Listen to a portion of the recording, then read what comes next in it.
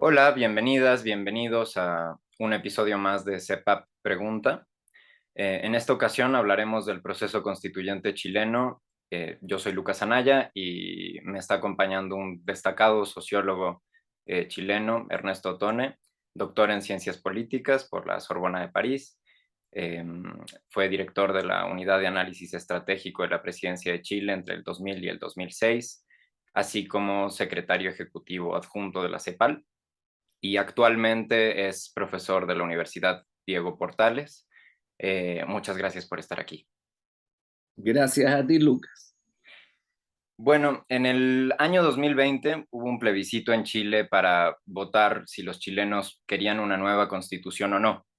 En ese plebiscito, el 78% de los votantes definió que quería una nueva constitución y posteriormente se hizo una elección para votar por los representantes que integrarían la convención encargada de redactar el texto.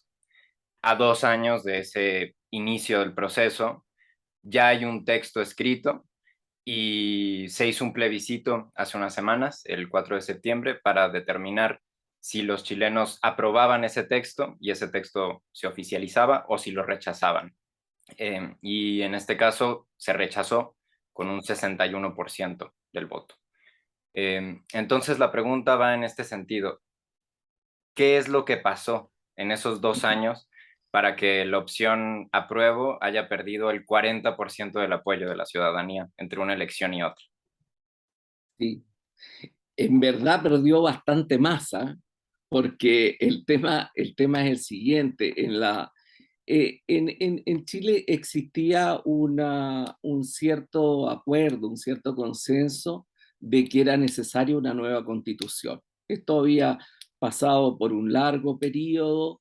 En un principio las fuerzas más conservadoras no lo querían, pero posteriormente había un consenso que se había abierto paso.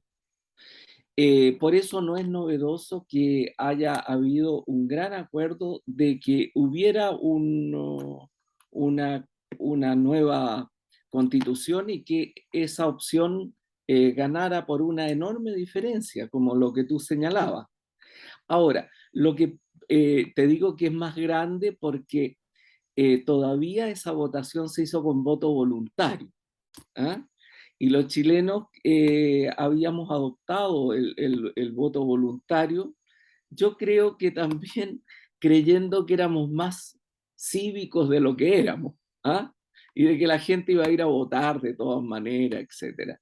No fue así. Bajó la votación histórica en Chile, que era de alrededor de un 70% de la población, de los habilitados para votar, y resulta que bajó a un 50%, incluso 40, 45 en distintas elecciones.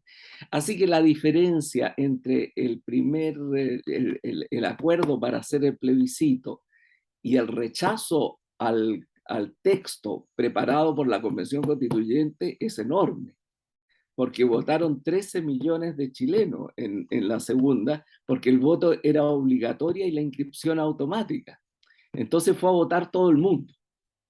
Y ese todo el mundo votó por una enorme mayoría de que no quería ese proyecto de constitución. Ahora, ¿qué pasó entre medio de eso? Mira, yo creo que lo primero que hay que entender es que cuando se eligieron a los convencionales, eh, eh, eh, el clima político en Chile era un clima muy diferente al que existe hoy. Es decir, había una situación eh,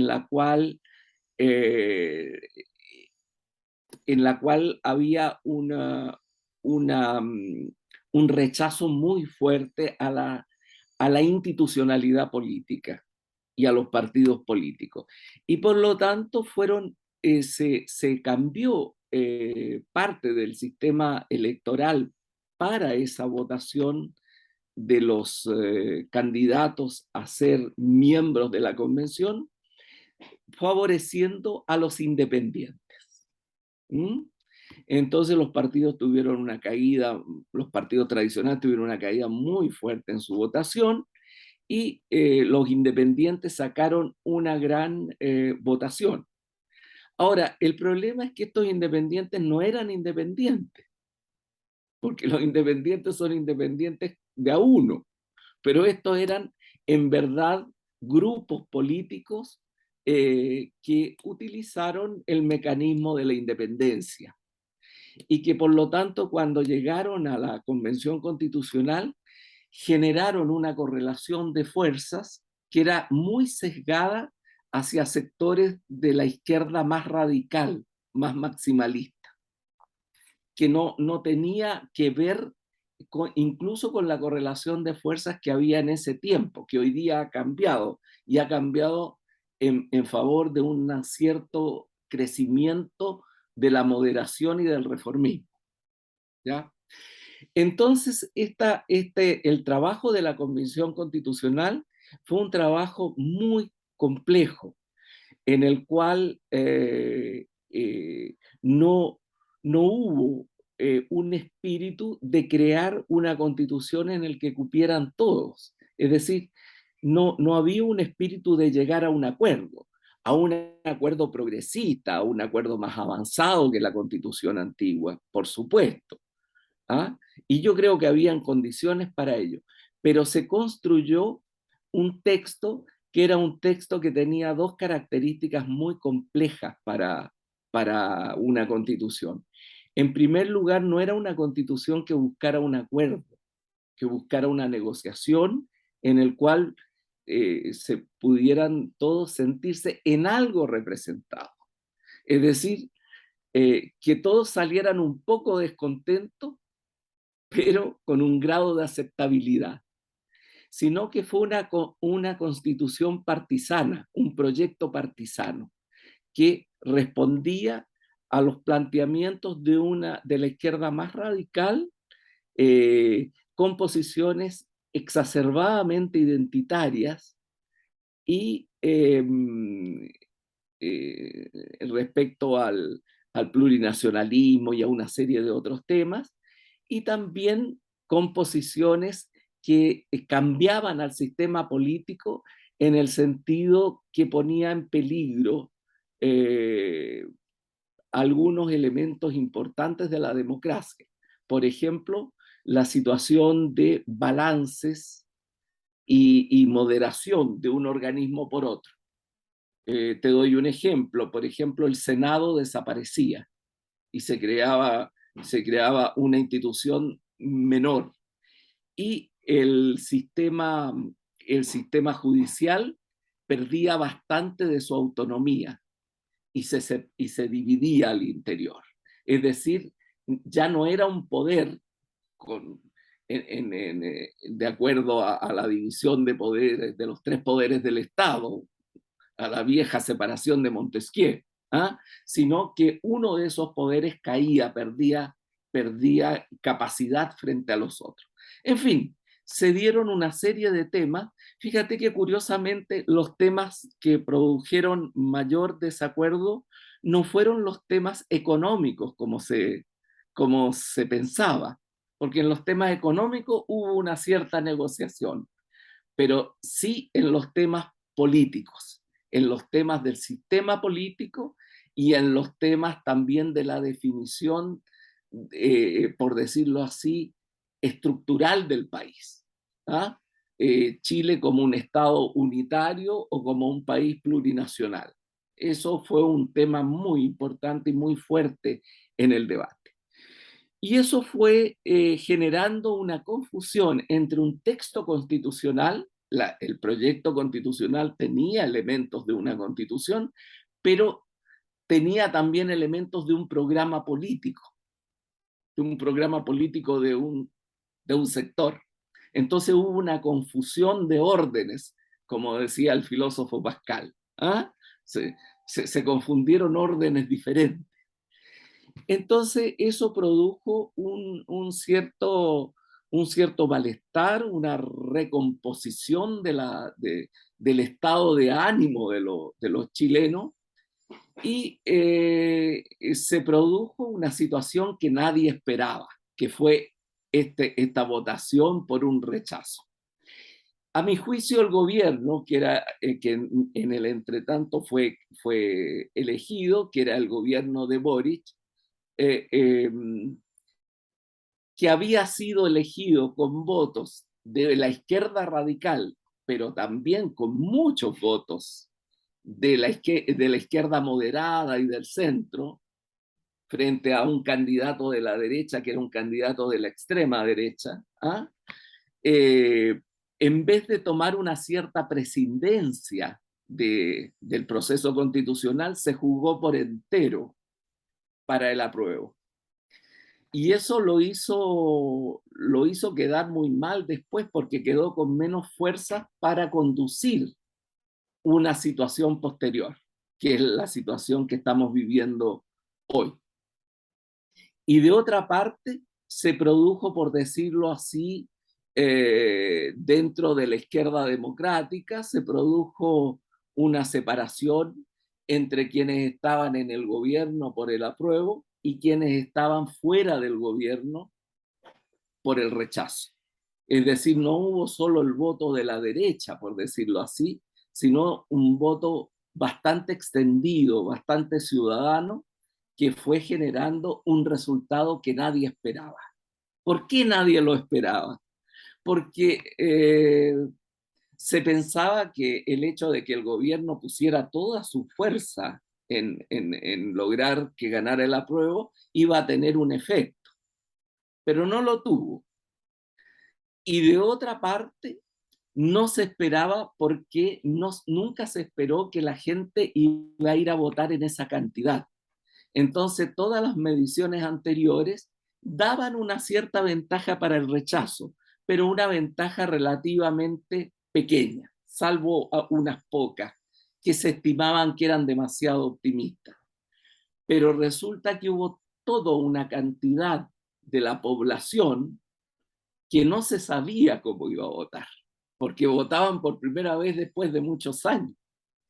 Entonces, fenómenos como el corte etario, para hablar en términos sociológicos, como el corte etario en la votación, que era muy claro que el sector más joven votaba por el apruebo y desde los 30 años para arriba votaban más bien a favor del rechazo.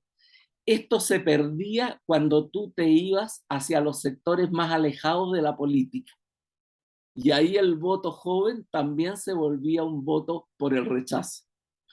Entonces se dieron un conjunto de cosas que generaron este triunfo que generó sorpresa en Chile, e imagínate en el mundo la sorpresa que generó, porque es muy raro que pase una cosa así. Normalmente cuando tú haces un plebiscito, se busca llegar a un acuerdo y la gente lo confirma. Claro. Si tú tomas en política comparativa lo que pasa con los plebiscitos, la enorme mayoría son aprobados por la población. Sí. Y aquí se dio esta situación. Entonces, una situación nueva, es una situación que va a requerir mucha moderación por parte del gobierno, que va a requerir también que no surjan posiciones que interpreten esto como un triunfo de la derecha, porque no es un triunfo de la derecha, son demasiados votos para que sea un triunfo de la derecha. Ujú. Es una toma de posición ciudadana muy fuerte que refleja una correlación de fuerzas, que es una correlación de fuerzas más bien moderada, y se tendrá que trabajar por un nuevo proyecto constitucional. Hoy día el constituyente, como se rechazó esto, como fracasó el proceso de la convención constituyente, hoy día el constituyente es el Congreso. Y el Congreso está discutiendo en este momento cómo va a ser la nueva convención, que no puede ser una simple repetición de la anterior, porque la Claro. anterior fracasó. Ese es el momento en que estamos, Lucas. De acuerdo. Y Hablando del el impacto que esto tiene en el mundo, ¿cuáles son las implicaciones para la región, para América Latina, que tiene este resultado? Mira, este resultado te muestra dos cosas. Te muestra, en primer lugar, que Chile, desde que recobró la democracia, siguió un camino reformador gradual, y ese camino reformador gradual tuvo bastantes buenos resultados, pero esos buenos resultados también con límites, ¿ah? Pero si tú miras los indicadores en América Latina, Chile pasó a ser de un país muy de la medianía, como lo era históricamente Chile en términos de sus indicadores sociales, económicos, en fin, educativos, etcétera, pasó a ser, pasó a ponerse casi en todos los indicadores en la cabeza de América Latina, prácticamente casi en todo. Con Uruguay, ¿ah? Un poco cerca de Uruguay, en algunas cosas Uruguay adelante, qué sé yo, pero si no, en todos los otros indicadores Chile estaba muy bien. Sin embargo, yo te diría que había dos fenómenos. ¿Ah? Uno, que es este que te digo de los indicadores, que es, como te dijera yo, el mundo de la estadística. ¿Ah? En el mundo de la estadística a Chile le iba muy bien. Y otro mundo es el mundo de la percepción ciudadana. Y el tema de la percepción ciudadana, ya la situación era diferente, porque Chile tuvo 20 años de avance muy fuerte y después vinieron 10 años mucho más lentos, donde, la, donde, la, donde las reformas fueron mucho más lentos, donde la pobreza siguió cayendo, pero siguió cayendo más lentamente, donde la desigualdad siguió cayendo, pero siguió cayendo mucho más lentamente. Y se produjo en esa situación, se produjo un doble fenómeno. De un lado, tú tienes sectores de las capas medias que avanzaron enormemente, salieron de la pobreza, pero encontraron que había un tope de pronto, que no seguían avanzando. Y como dice Tocqueville, tú debes conocer esa frase, nunca uno, cuando uno ha avanzado, ¿ah?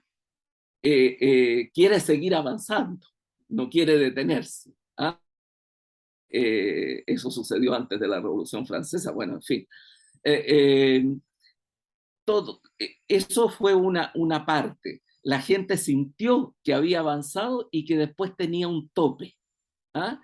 Que tenía un tope que no la dejaba seguir avanzando, porque era una sociedad todavía con un nivel de concentración de la riqueza muy alta y también de las relaciones y del poder político. Y segundo, en los sectores que no conocieron la dictadura, en los sectores más jóvenes, había la percepción de que este avance era demasiado lento, de que era demasiado lento y que no se habían hecho transformaciones que se tendrían que haber hecho. Eso es, son percepciones que pueden ser muy distintas, ¿ah? Pero esos dos fenómenos sucedieron en Chile y en un momento determinado, particularmente cuando se estrechó mucho más eh, los avances del país, se produjo lo que fue conocido como el estallido social, es decir, un estallido violento que tenía dos caras, digamos, una cara de estas capas medias que querían seguir avanzando y una cara violenta muy fuerte de los sectores más ligados a fenómenos sociológicos eh, muy comunes en América Latina y en el mundo, desde las barras bravas del fútbol hasta sectores muy ligados a nuevas formas de criminalidad que surgían con una violencia bastante desconocida y un sector, este sector joven, que no participaba la gran mayoría de esa violencia, pero que sin embargo tenía una cierta actitud de comprensión a aquella violencia. Y con un gobierno con muy poco apoyo, que era el gobierno de Piñera. el gobierno anterior. Entonces se produjo esa situación y, y, y entonces en Chile se, todavía hay un patrimonio muy fuerte acumulado durante todos estos años. Chile sigue siendo un país que aparece bastante armadito, por decirlo así, en América Latina, pero que sin embargo ha tenido una caída en los últimos 10 años. Y esa caída se notó poco en la percepción internacional, porque fue muy gradual, pero hubo una caída en los últimos 10 años y esa caída explotó de pronto. Entonces yo te diría por eso también qué impacto puede tener en la situación internacional. Bueno, es cuál es la capacidad de Chile para recoger todos estos elementos y retomar un camino. Ahora, eso en mi opinión va a ser lento. Va a ser lento porque nos encontramos en una situación de una globalización que ha tenido elementos de fragmentación, una situación geopolítica mala en el mundo, una situación económica muy mala en el mundo. En fin, no hay condiciones ni en la economía mundial ni en la geopolítica mundial para que haya, por decirlo así, un impulso desde afuera que ayude. Y eso se nota en toda América Latina que logró avanzar tanto entre 2003 y 2013, viene en caída neta durante todos estos años. Entonces, yo creo que Chile, para recuperar, para recuperar el camino que tenía, cambiando todas las cosas que tiene que cambiar, perfeccionando su democracia, terminando con avanzando en los factores de desigualdad hacia mayor igualdad, etcétera, se va a demorar un cierto tiempo. Yo calculo que todavía tenemos un periodo de varios años en que Chile va a avanzar muy lentamente y no va a tener una gran estabilidad. Ok, y sí, creo que es un proceso que en muchos sentidos es similar a lo que enfrentan otros países de la Claro, región. Eh, claro. mm, que ese desarrollo lento que se va a ir dando por etapas, ¿no? Y para concluir, hay una pregunta que ya es tradición en este podcast, que es, ¿cuál es la pregunta que no estamos haciendo sobre el proceso constituyente chileno? ¿Cuál es la pregunta pendiente? Sí, la pregunta pendiente, la pregunta que yo creo no se hace porque hay más bien un estupor, con este resultado, es ligar a esto a un periodo histórico más amplio. Cuando tú extiendes la mirada hacia un periodo histórico más amplio, se te hace todo más comprensible. ¿Ah? Es decir, Chile, es falsa la visión de que Chile se fue al infierno de repente, pero es falsa también la visión de que Chile estaba en el cielo. No, no, no, Chile estaba en una situación intermedia con más logros que caídas, pero yo creo que aparece un Chile más real con sus problemas y con sus virtudes. Y, y vamos a ver qué pasa. Va a depender mucho de este gobierno, porque este gobierno es novedoso en ese sentido, es una fuerza que es primera vez que está en el gobierno. Y es una fuerza que hasta ahora ha mostrado mucha inexperiencia. Es natural que tenga inexperiencia, pero también una gran capacidad de cometer errores, como este de casarse con el apruebo.